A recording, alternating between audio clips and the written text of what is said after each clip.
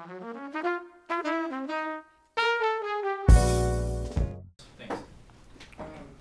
Okay, lastly, what are your three main goals for your time here in this position? Be it for yourself, the school, students, maybe one for each. One of my goals is creating more collaborations within our area, making sure we're collaborating more with other departments, with other academic departments, creating the synergy through working together with other areas and across our own departments. Another is to increase our marketing and our communication of our activities. I think a lot of things I wasn't aware of until I started working in the area. So if I wasn't aware of those, I'm concerned that students aren't aware of those things. So how do we increase our communication? And I'm sure you guys have that issue. I mean, the school newspaper doesn't come out every day. So what's the main way to communicate with students on a daily or weekly basis? We don't have a portal here on campus. So how do we email all students about what's happening or what's going on?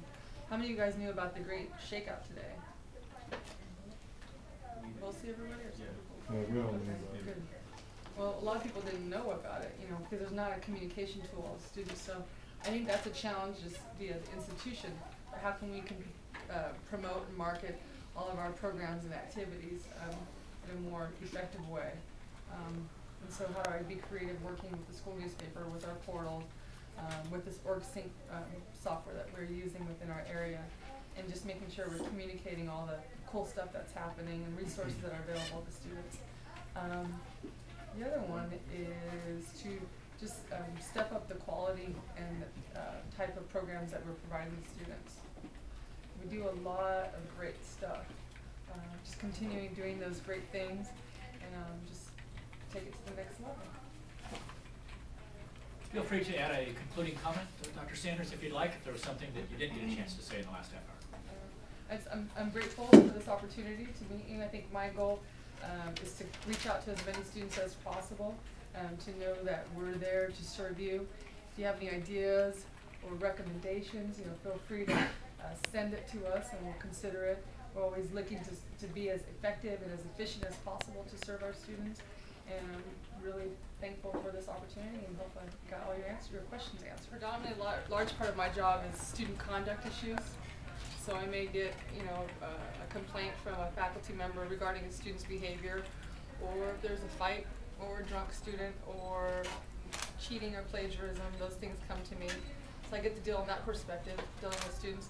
But I also have students that may complain about something that they feel is not fair, issues of discrimination, or feeling that they're being retaliated against, or other types of things where they're looking for some advocacy, and then directing the students appropriately. Now, do you determine the consequences for those problems, or do you just kind of counsel them or something? It depends. Every case is different. So. Can you walk us through an example or something, like if you found someone who was drunk in class? Part of my job, I got to maintain confidentiality. Everything's in the strictest of confidence. So when an issue comes my way, I'll have to do a full investigation of it, finding out what happened when. There's always two sides to the story. Say there is a situation of a student being drunk in class, that's usually very obvious.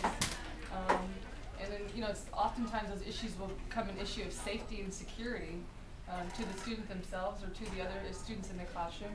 Also becomes an issue of protecting, this being a healthy campus environment where students can come and get their education and have a quality and feel safe, secure, and feel like their degree, their academic coursework is going to be credible, is going to be of the highest quality. So I want to protect the institution. And then I also want to know where the student's coming from. What caused them to be intoxicated? Was it a late night of partying, or is there some deeper issues going on with that student that they may need more professional support, referring them to the appropriate professional resources, whether it's a psychologist or some type of alcohol, drug support.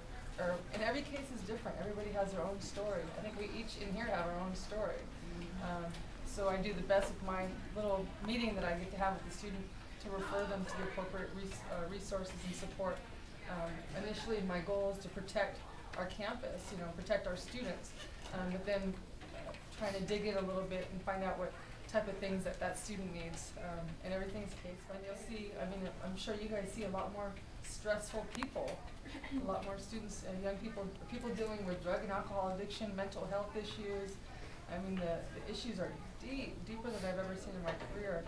So how do we get those appropriate support and resources to those students so that they can continue on a successful path, whether it is here at the institution or just professionally or personally?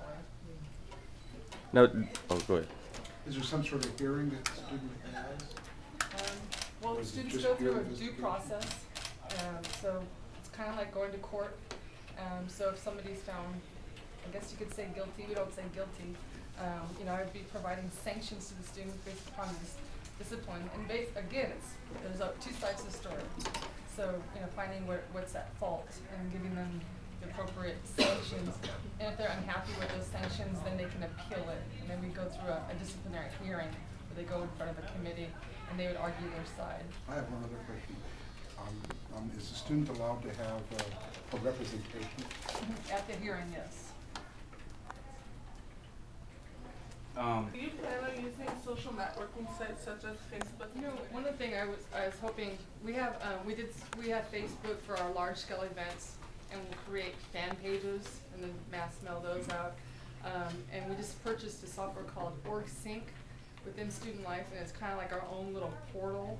All the clubs and organizations have their own websites, and then the student members have their little base pages, and then they post their notes, their meeting agendas, all that kind of good stuff. And we just implemented that last month, so just now getting that going. So that's going to be our portal for campus involvement.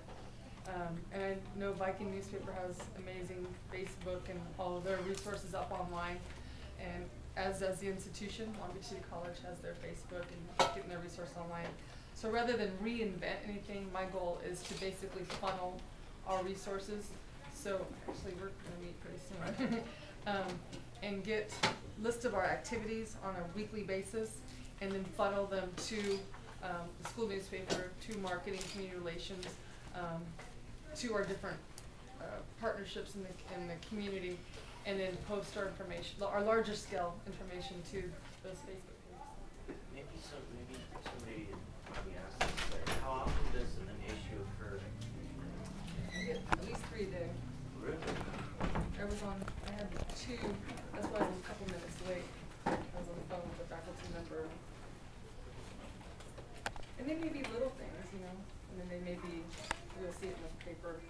But I at least get a police report a week, and then a few a day. Besides some of the things that you're forced to deal with on a daily basis, what are some of the things that you invite students to come talk to you about? Well, another part of my responsibility is dealing with, I supervise over the Student Health Center. So I'm going to a lot of H1N1 meetings right now. We're doing some flu clinics. So what type of resources can we provide, especially with so many of us don't have health insurance. So we provide that type of support and resources to students. Again, a lot of what we do in student services, that's my career, student services, is making sure that students are taken care of holistically. Their health, their emotional, their physical, having a great experience, so that you're not just getting this college degree, and all these challenges that you may deal with may be a barrier to your success, but making sure we take care of your holistically. So the health center, I have the psychologists that I work with. So how can we get women's support groups and discussion groups and anger management, and referring students to get those emotional and psychological support. I'm over at the International Student Center.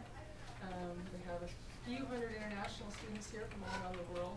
So how do we give them a great experience? Well, a student here at Long Beach City College, and making sure that their challenges of